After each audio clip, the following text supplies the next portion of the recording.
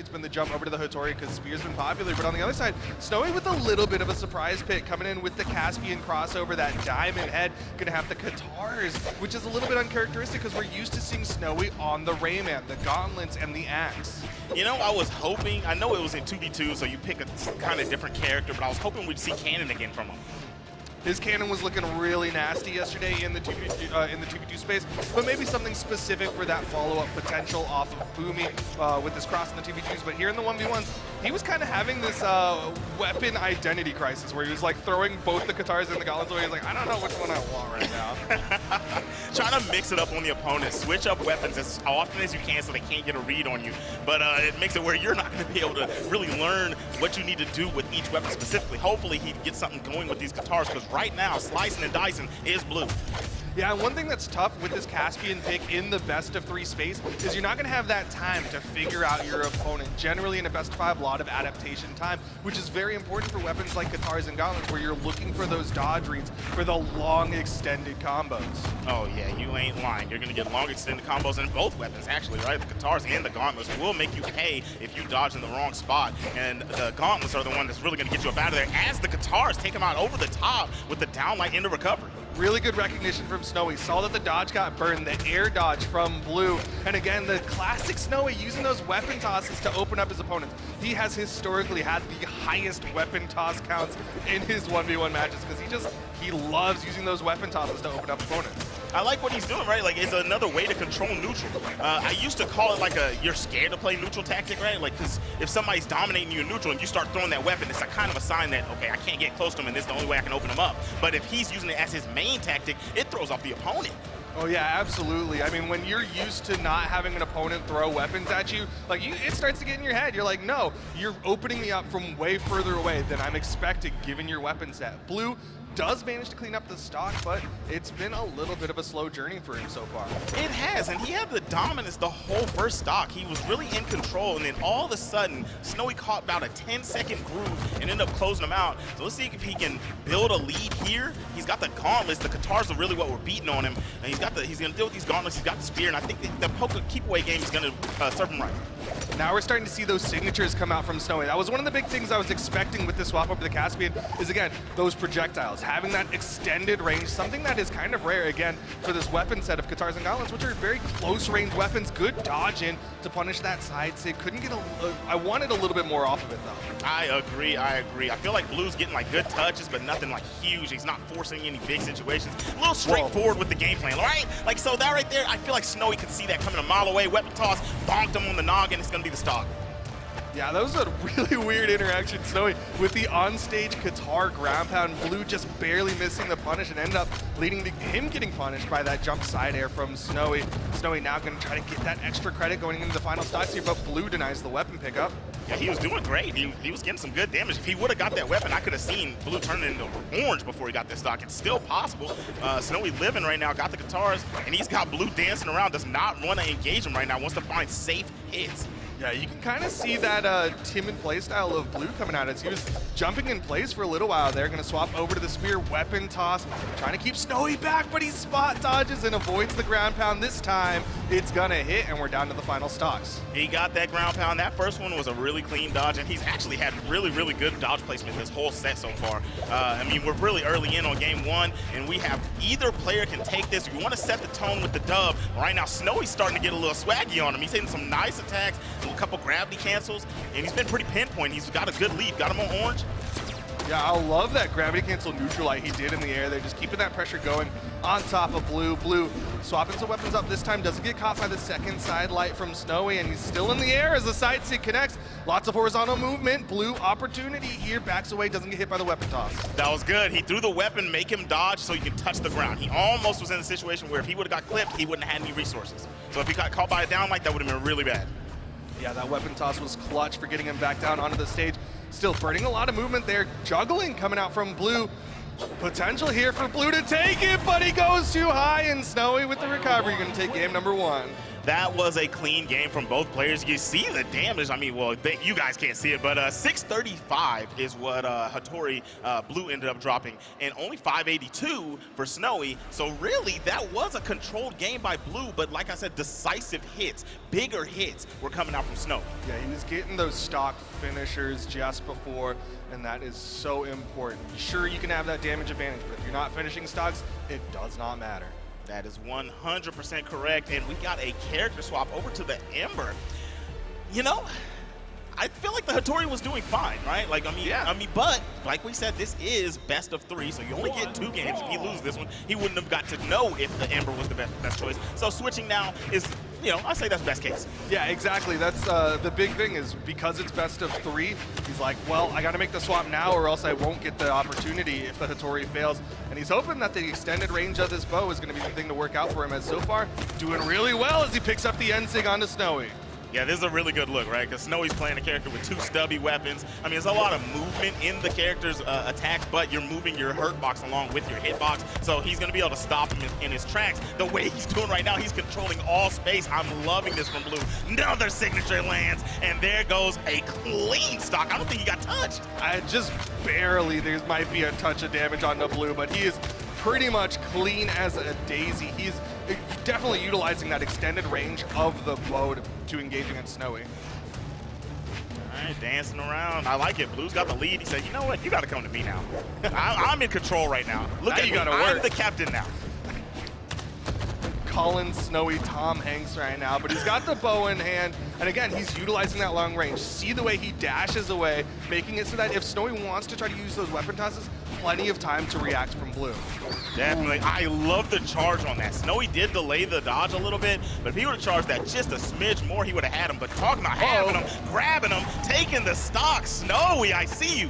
Fantastic edge guard coming out from Snowy as he throws away the gauntlets. Wants to start this one off unarmed, maybe confident that he can steal the weapon away, but Blue gets it, and he's got the opportunity to keep this lead going. All right.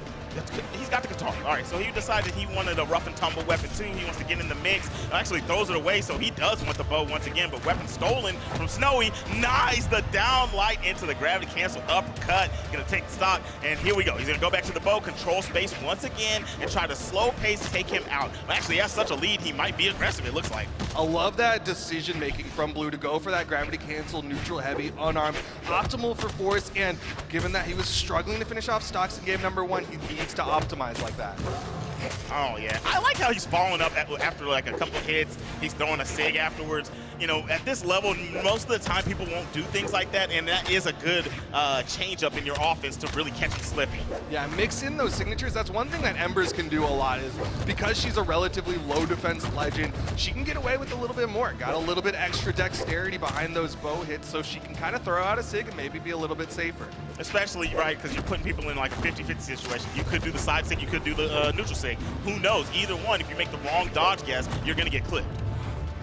And it's been working so well for Blue as Snowy not able to find that recovery that he needs to finish the stock off. Neutralite, the weapon toss, still not enough to take out Blue as Blue eats a recovery from Snowy and still survives so many hits from Snowy. Man, it looks like he may be able to get a 2-stock.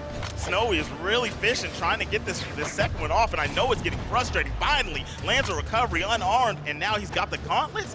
He wants to swap. No, he's going with the gauntlets. He just wanted to keep the weapon starve alive a little longer. Yeah, throwing it up. Oh, and this is why he was sticking with the gauntlets. Got a nice little damage build here, but he cannot afford anything else.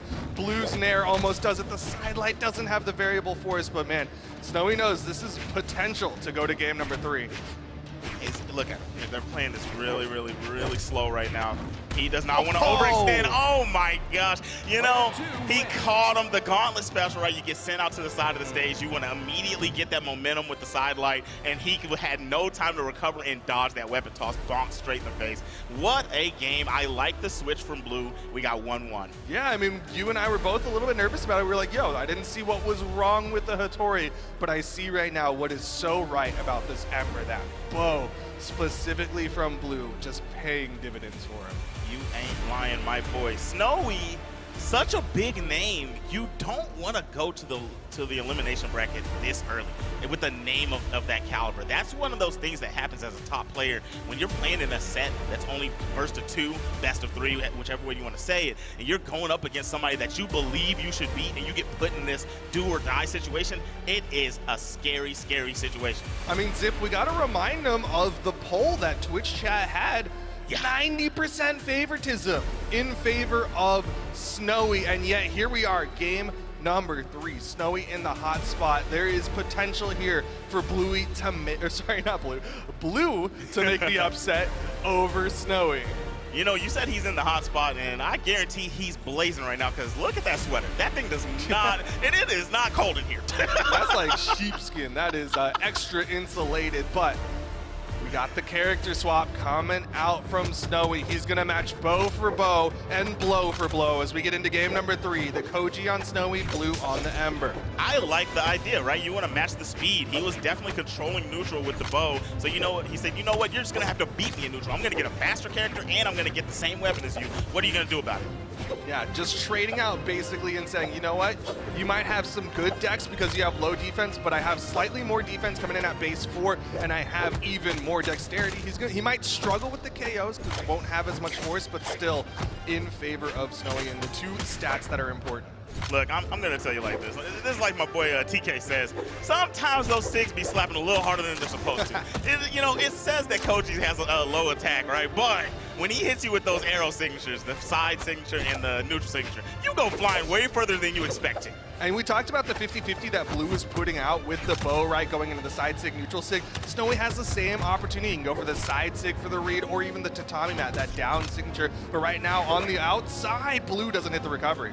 Yeah, the tatami mat is definitely a scary one. It kind of eliminates the option to dodge into him, and that gives the bow way more room to work and create those side light, down light combos. Yeah, I mean, that's so valuable because, again, just the ability to approach from so far with that bow downlight, and then now you're forcing them to not stay on top of you because of the threat of the tatami mat, but you're seeing them go for these weapon tosses. They know how important this first stock is in game number 3 because you only have 3 stocks left to stay in the top side of the bracket. Exactly. This is high pressure. Neither one of them wants to go. Blue wants to upset. Snowy wants to remain dominant as a top player, and they are trying to see if they can get up there in the... Oh, Snowy, where are you going? Gosh, Snowy just scared me. But either way it goes, the recovery was so damaged, he's going to fly over the top up into the heavens and lose that first stock. And the tone is set by Blue. What is Snowy going to do about it before this extra credit gets put on? Yeah, Blue has that initial stock. He has the opener, but Snowy evens it up immediately. Looks like this one is going to go the distance given the trading so far. Yes, sir. Yes, sir. All right. Weapon Starve is alive. He's going to prime it to where his next weapon will be a bow. Snowy's got the sword. He's not really getting anything. He's just trying to control where Blue goes. Blue goes over against the Katars, and here we go. I think the Katars is going to be good going into the sword as long as he can establish himself on the stage, but Snowy's controlling that bottom flat.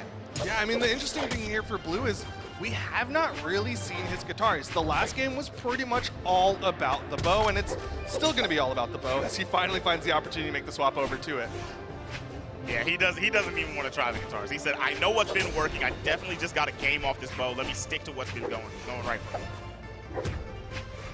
Oh my goodness. The way that Snowy's playing, he's like, I know the pressure that we're both in. I know how much time is left on the clock. 5 minutes left, and he's going to utilize all of it. He's utilizing those soft platforms and making sure that he's engaging as safely as possible. Blue has to do these jump recoveries, these jump nairs, trying to catch him, but he does with the side sig, and Blue is 1 stock away from upsetting 90% of the community. That was 1,000% what I was saying earlier. The 50-50. He dodged away. What's up? I'm coming over there with the dog, the homie, and we're going to catch you.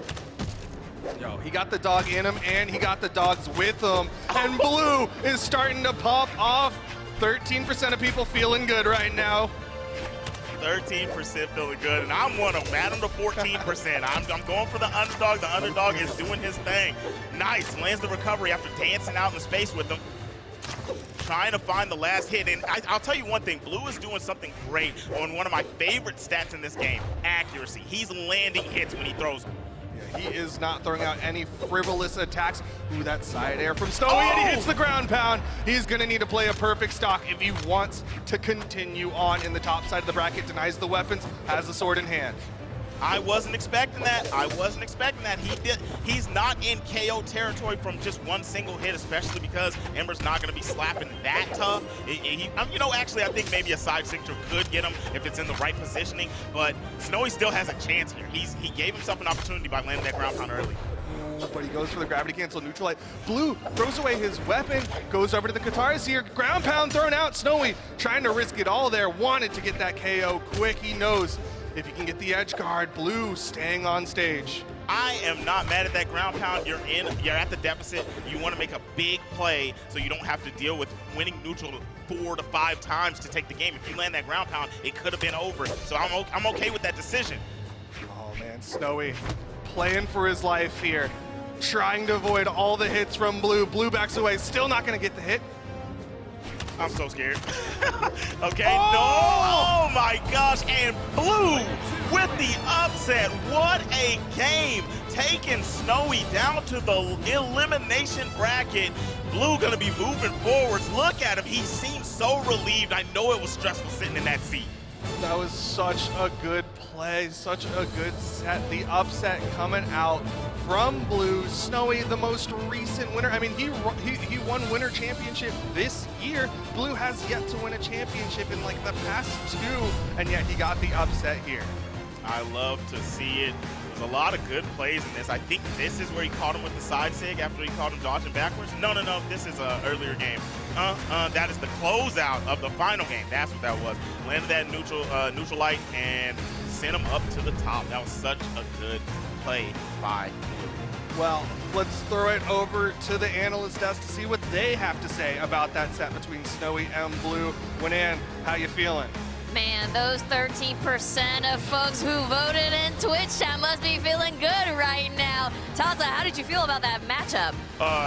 Pleasantly surprised by how Blue is playing. And that is like, because we, like, TK and I were both talking about it. We've been watching Blue for years, and it's like, Blue is looking just as good on land as I remember him, but it's like, fast forward, it's 2022, everyone's gotten a lot better, and he's kept up, and Snowy was just not ready for the way that Blue likes to play in those best of 3s. I mean, he completely iced him out in games 2 and 3 to the point where Snowy just couldn't get in. I mean, he was ahead of clean stock both of those last 2 games. Yeah, I mean, honestly, throughout the whole set, I mean, I wrote a bunch of notes just because I was like watching this set. It's like, what's going on here? I want to note that Caspian Sigs are like, it's a really good character for the kit that he has plus the Sigs because you don't expect him to have that much reach. However, he does have that reach. The 13% against Blue.